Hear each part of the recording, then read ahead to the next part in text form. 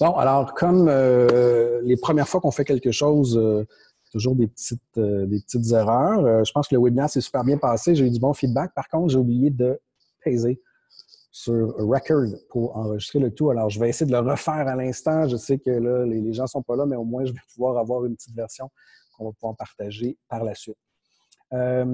Sujet d'aujourd'hui, Toggl, outil de time tracking. C'est intéressant, il y avait près d'une quarantaine de personnes qui étaient connectées et très peu avaient déjà entendu parler de Toggl, donc je suis très, très content de vous faire découvrir ça.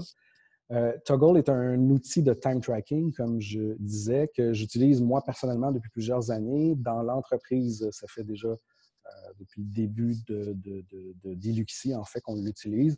On l'utilise dans nos deux entreprises, en Clio et Iluxi. J'en ai testé plusieurs à travers le temps. Je suis avec Toggl depuis vraiment les 2-3 dernières années. Je pense qu'ils sont même plus que ça. Ils sont très bien, ils font absolument tout ce qu'on a besoin et très convivial. Pourquoi time tracking? Intéressant de constater que ce n'est pas toutes les entreprises qui, évidemment, sont prêtes au télétravail. Souvent, il manque un peu de culture numérique ou les outils pour le faire. Mais une des grandes interrogations qu'on a des employeurs, c'est ouais, mais si les gens sont en télétravail, comment je fais pour savoir sur quoi ils travaillent? Comment je fais pour les contrôler, pour savoir si je les paye à rien faire ou si je les paye pour vrai? Bon, il y a un problème de confiance en dessous de ça. Ça peut peut-être être un autre élément qu'on pourrait regarder. Mais si je regarde juste au niveau de la technologie, bien, un outil de time tracking va nous aider en fait, au moins avoir une liste des éléments sur lesquels les employés ont travaillé. Toggl nous permet de faire ça. Alors, c'est une application qu'on installe sur notre ordinateur. Je peux vous montrer, voici, ça c'est le Toggl qu'on utilise, que j'utilise sur mon ordinateur. Ce qui est intéressant, c'est que je l'ai aussi sur mon téléphone. Donc, la même application se trouve aussi sur mon téléphone. Alors, je peux très bien commencer un élément de temps, comme je vais commencer l'élément Toggl webinaire dans le projet marketing en biostratégie. Et je pourrais quitter et sur mon téléphone venir dire, bon, finalement, c'est terminé et je pourrais démarrer un autre événement de temps. Alors, donc, c'est très, très facile de le faire.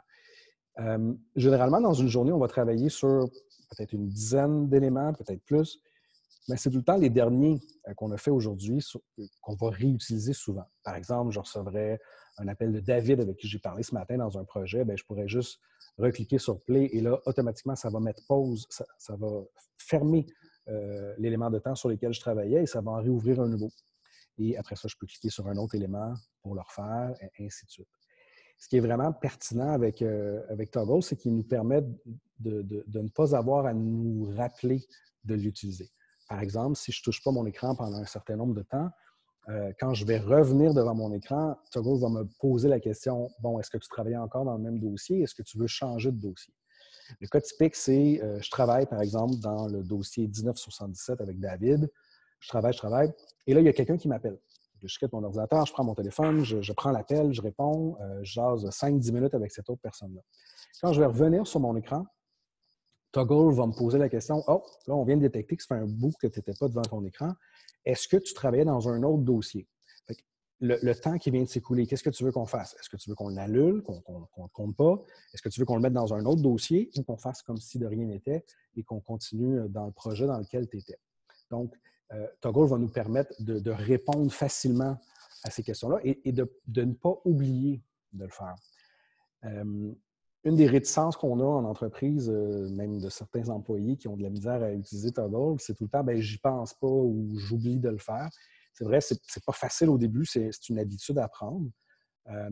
Toggl nous aide justement à nous le rappeler. Si je ne touche pas à mon écran pendant un certain temps, ou même si je ne traque pas de temps pendant un certain temps, Toggl va me dire, ben, tu ne traques pas ton temps, tu veux-tu le faire? Donc, ça nous permet de nous aider. Puis assez rapidement, si on le fait de façon assidue, l'exemple que je donne souvent, c'est que ça devient comme quand on rentre dans un véhicule. Tout de suite, on pense à s'attacher. Je ne sais pas si vous êtes comme moi, mais quand je rentre dans une voiture et que je ne suis pas attaché, je ne me sens pas bien. C'est comme s'il manquait quelque chose. C'est la même chose avec Toggl. Puis dès qu'on switch de dossier, mentalement, on a un petit déclic qui me rappelle d'aller switcher mon activité dans Toggl. C'est juste une question de pratique, d'habitude, et ça se fait. C'est pas insurmontable. Alors voilà. Maintenant, Donc, ça, c'est la façon simple de traquer notre temps, mais ce qui est encore intéressant après, c'est d'aller voir les rapports que Toggle nous permet de faire. Alors, l'ensemble des activités sont loguées dans des clients et des projets. Par exemple, je vous donne des exemples. Ça, c'est l'ensemble des clients qui sont connectés dans le système. Évidemment, nos deux entreprises, Amplio Stratégie et Luxi, sont deux clients dans Toggle. Parce qu'évidemment, on travaille sur notre entreprise. Quand je travaille dans le marketing d'Amplio Stratégie, ce n'est pas un client. Ce que je fais présentement n'est pas pour un client, c'est pour le projet marketing dans Amplio Stratégie. Et on a la même chose pour Eluxi. Les autres sont vraiment tous des clients et à l'intérieur de chacun de ces clients, je peux créer un nombre infini de projets. Donc, je vous donne un exemple. Par exemple, je vais aller retrouver un projet qui s'appelle Distance Plus, qui est un de nos clients.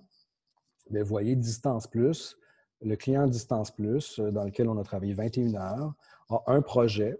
Tous nos projets sont numérotés, donc 20-138 Distance Plus accompagnement, c'est un des projets sur lesquels on travaille. Donc, dans ce projet-là, qui est lié à Distance Plus, je peux suivre du temps. Et c'est très facile de le faire. Disons que je commence à travailler dans ce dossier-là. Je vais mettre pause ici, puis je vais commencer à taper distance et je devrais trouver le projet, non seulement le projet qui parle de distance, mais en plus une des dernières entrées de temps que j'ai fait qui comporte ce projet-là. Donc, je pourrais automatiquement choisir ça et relancer le temps. Voilà, et là, le temps commence à se calculer dans ce projet-là spécifique. Je peux évidemment venir changer la description de façon très simple. Donc, on peut écrire ce qu'on veut ici. Je vais juste continuer à traquer mon temps dans le bon projet parce que présentement, je suis dans Toggle Webinaire ici. Je vais redémarrer à l'instant.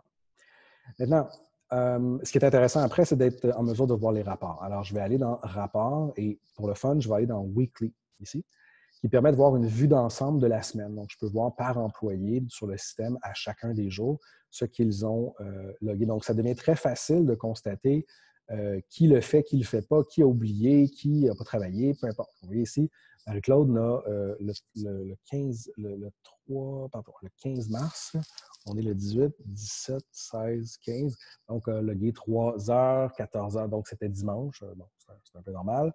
14h30 pour moi hier, 10h, 10h, bon. Donc on est capable de voir rapidement par employé, par semaine. Puis là, je peux jouer avec les semaines de cette façon-là. Après ça, je veux pousser encore plus loin. Par exemple, récemment, mon associé Philippe me demandait peux-tu me dire c'est quoi la proportion de temps que travaillent Jean-Simon et Cathy entre, par exemple, Eluxi et Amplio, donc nos deux organisations? Bien, très rapidement, ce que je vais faire, je vais aller dans Rapport, je vais aller dire bon, bien, je veux trouver le rapport pour cette année, disons. Donc, cette année, je vais aller choisir dans mon team, je vais aller choisir Jean-Simon et Cathy. Voilà. Puis, je vais leur dire, bien, montre-moi par utilisateur et par client. Donc là, je peux voir qu'ensemble, ils ont logué 865 heures, 450 Jean-Simon, 415 Cathy. Et si je pousse encore plus loin, je peux voir Jean-Simon a travaillé 4 heures pour la GES et 10 heures pour le client AQS. Donc, je peux vraiment voir par client, par employé, sur quoi ils ont travaillé et combien de temps ils ont travaillé. Autre exemple, à la fin de chaque mois, on envoie des rapports de banque d'heures à nos clients avec qui nous ont acheté des banques d'heures.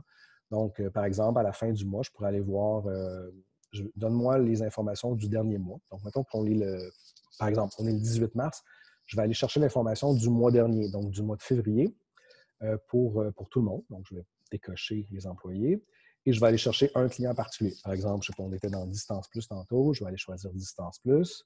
Voilà. Donc, Marc-André a travaillé 12 heures, William a travaillé 6 heures. Et après ça, je peux pousser, détailler ici, puis voir vraiment l'ensemble des heures qui ont été travaillées et pourquoi, par qui, combien de temps. Et là, on va exporter ce document-là en PDF et c'est ce qu'on va envoyer au client. Comme ça, on a une preuve au client. Voici, monsieur le client, ce que nous avons, ce qu'on a travaillé avec vous. Ce qui est intéressant, c'est que aussi chacune des entrées de temps peut être facturable ou pas. Donc, je peux décider que ça, par exemple, ne serait pas facturable. Donc, je pourrais enlever ça. Pourquoi? Parce que, évidemment, on ne peut pas facturer 100% des heures qu'on travaille avec le client. Il y a des choses, c'est faire une facture. On ne facture pas le client pour faire une facture. Alors, il est possible donc d'enlever des éléments de temps, donc ne pas les facturer, de ne pas les compter dans les heures totales travaillées, dans les heures totales facturées, pardon, mais le client les voit quand même. Comme ça, le client voit sur quoi on a travaillé, même s'il peut constater qu'il n'a pas payé pour ça, mais qu'il voit au moins les efforts qu'on a mis là-dessus. Donc, vraiment une facilité extraordinaire de sortir des rapports. Tu sais, je peux sortir le nombre de rapports que je veux par client, par employé, par projet, de telle date à telle date. Évidemment, je peux tout exporter ça en Excel même. Donc, ça, ce n'est pas un problème non plus. Dernier point dont on a discuté aussi, les prix. Alors, Toggle, ben voici, il n'y a effectivement pas de forfait gratuit, un essai, je pense, pendant 14 jours. Mais le plus petit forfait commence à 10 par mois, si je m'en vais par mois ici. Là. Donc, c'est 10 par utilisateur par mois en US. Selon moi, ça vaut grandement la peine parce que ça nous permet vraiment de faire un travail extraordinaire à traquer notre temps. Nous, on a été longtemps sur le forfait à 10 Ce qu'il y a de plus à 20 c'est des rapports qui sont planifiés. Par exemple, on a des rapports qu'on envoie à nos clients chaque mois. Et il est possible avec ce forfait-là de venir les automatiser. Donc, ça peut être intéressant. Petit point aussi que j'oublie. Non, on en a parlé déjà tantôt, mais je ne prends pas de chance. C'est intéressant de regarder sur quoi vous travaillez parce qu'à la fin du mois, vous allez avoir des surprises. Je donne un exemple. Par exemple, je vais aller faire, encore une fois, mon rapport. Je vais aller chercher tous les clients, voilà, et je vais juste prendre moi. Regardez-moi sur quoi j'ai travaillé je sais pas, le mois passé. Puis on va les filtrer, ouais, les grouper par client. Donc, je peux voir rapidement sur 265 heures, je peux, sur 265 heures, où j'ai investi le temps. Donc, ça devient vraiment intéressant. Vous allez découvrir des perles là-dedans et vous allez pouvoir améliorer votre temps et être encore plus efficace. Alors, j'espère que j'ai tout couvert, ce qu'on a couvert dans le webinaire précédent. Demain, je vous promets, je n'oublierai pas de partir l'enregistreur. Demain, on parle de Slack, un outil qui permet de communiquer à l'interne entre nous. Donc, on se voit demain. Merci. Au revoir.